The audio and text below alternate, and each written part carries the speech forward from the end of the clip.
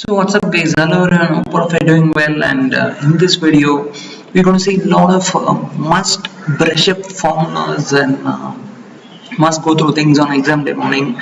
Most likely I'll be releasing a second part also shortly because I don't want to cram you guys out. So let's quickly check and let's quickly see what are the things you should keep in mind. Most of you already know this, but if this 5 minutes might well help you out on the exam time, and you can quickly check this out. So let's quickly get going. First one is computation of beta. So totally 3 methods are there, and one is covariance of market and security by variance of market. Variance is equal to standard deviation score, which you know very well know. So beta is equal to covariance of xm by standard deviation of market, or nothing but variance of the market. Next one, how you can arrive is beta is equal to sum of, you can see this, the attached estimates there, sum of xy minus n into n into x mean and x bar y bar, that is the means of security and market respectively, by sum of x square minus n into mean of x square. So this is the most often frequently tested formula also. So next one is beta is equal to change in security by change in market. A question came from this last attempt, so give more importance to the first two formulas. So moving on to the next one, how to compute correlation coefficient, covariance by product of standard deviation of two securities. I repeat, correlation coefficient is equal to covariance between securities in the market by product of standard deviation of two securities. Next one is how do we calculate returns. So return is equal to D1, that is dividend of the dividend after giving effect to the growth, plus P1 minus P0 by P0 into 100. Then AFM formula, very important, very easy also. RF plus beta into RM minus RF. RM minus RF is nothing but the risk premium. Next one is Sharpe ratio. So return on security minus RF, that is RM minus RF by standard deviation of return on security. In case of trainer, instead of standard deviation it will be beta, the numerator will be same. So arbitrage pricing theory, E of R is equal to R plus lambda into beta 1 plus lambda into beta 2. You can give less importance to this, but it's very important to know also this. You can follow this in your future as well whenever you buy or invest in securities. So moving on to the next one, mutual funds. Effective yield is equal to total yield. How do we compute total yield? Total yield you can compute by based on the, you need to arrive at the number of units which can be arrived using amount of initial investment by NAV, so that the number of units into the final NAV as on 31st March or whatever date that is given. So if you do that, and if you the difference between that final value minus initial investment will give you one yield. If you add that with the dividend, anything is given, that is the total yield. So total yield minus initial investment into 365 by number of days into 100 will give you the effective yield. Be very careful because it's 2024, so watch what the question specifies on 366 days. Just ensure you don't lose mark on minute things. So next one is redemption price is equal to NAV by 1 plus back end load.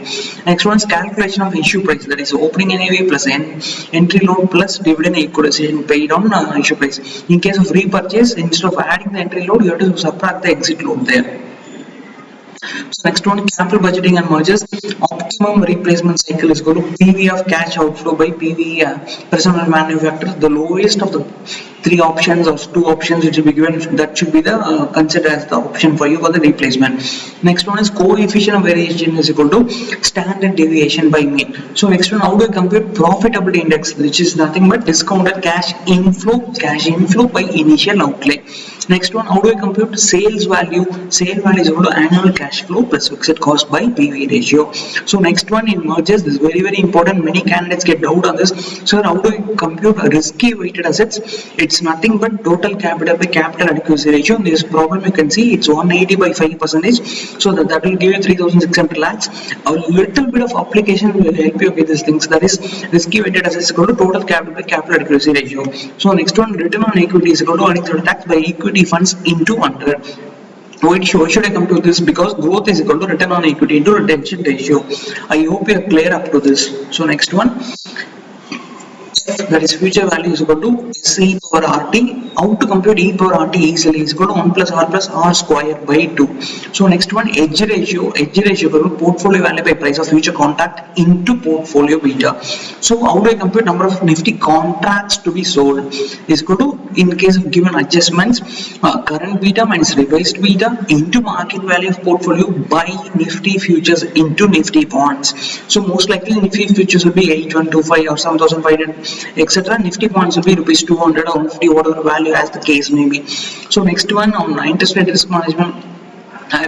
Next one on international financial management is a very important question, frequently asked, that is the GDR program. So if when net issue is given, you need to arrive the gross issue, then from that number of GDRs to be issued, you will get a gross issue by issue price by GDR, that is issue price by GDR by exchange rate will give you the issue price per GDR. So I hope you found the discussion very useful. See, within 5 to 6 minutes we were able to discuss a lot of things. As I told in the beginning, I don't want to cram you out, so I stopped with this and surely try to come up with the next version also if required. But if you are very thorough with this, it will be very helpful. Do ensure you watch this on the exam day morning as well as before going to bed on the previous day. It will be very handy. This data will help you and it will reach your subconscious mind. So make the most of it. Best wishes and have a fantastic time again. Stay focused. So what's up guys, hello friends, hope all of you doing well, and hope all of you watched the first part. So in this we're going to see a quick remaining formulas, whatever is required. Forex alone I have not touched much. I'll surely try to share that as well, but for the time being let's quickly check this out and hope you're going to get benefited the most of it. Let's get going. So first one is FCFE, so free cash flow computation. So what is the formula, how to go about it is EPS minus 1 minus B and the whole of capex minus depreciation plus change in working capital. So this is how you should compute free cash flow evaluation computation. So EPS you all know how to compute. So then 1 minus B is the retention ratio rate. So capex minus depreciation plus change in working capital. Next one is conversion premium is equal to market price minus conversion value, the whole divided by conversion value into 100. Next one is conversion parity price. How to compute that? That is bond price is equal to bond price divided by number of shares on conversion. I repeat, CPP as it's famously called as conversion parity price is nothing but bond price by number of shares on conversion. And how to compute the current yield? Sir, current yield is equal to coupon interest by market price into 100. And how to compute percentage of downside risk is equal to market price minus straight value by market price into 100. Hope you got all of this.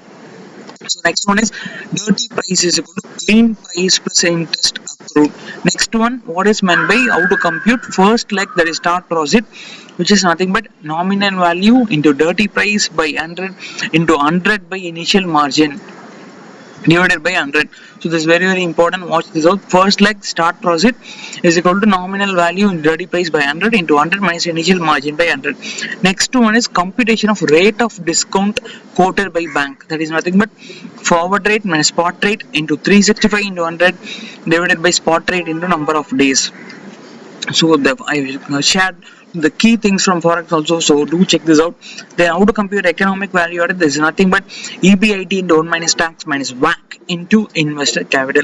Then value of firms can be computed by FCFF of that is future year divided by cost of capital minus growth for n number of years. So I hope you found this discussion useful. All these things combined that in this video maximum will come to 5 to 10 minutes. So on exam day morning when you're feeling a bit tensed or you don't know which notes to go through, I'm sure there's going to be of very handy on the exam day morning. So make the most of it. Do watch this out and ensure all of this is in mind. Best wishes and have a fantastic time. In case if you require anything, do drop in the comments. I'll surely help with those as well.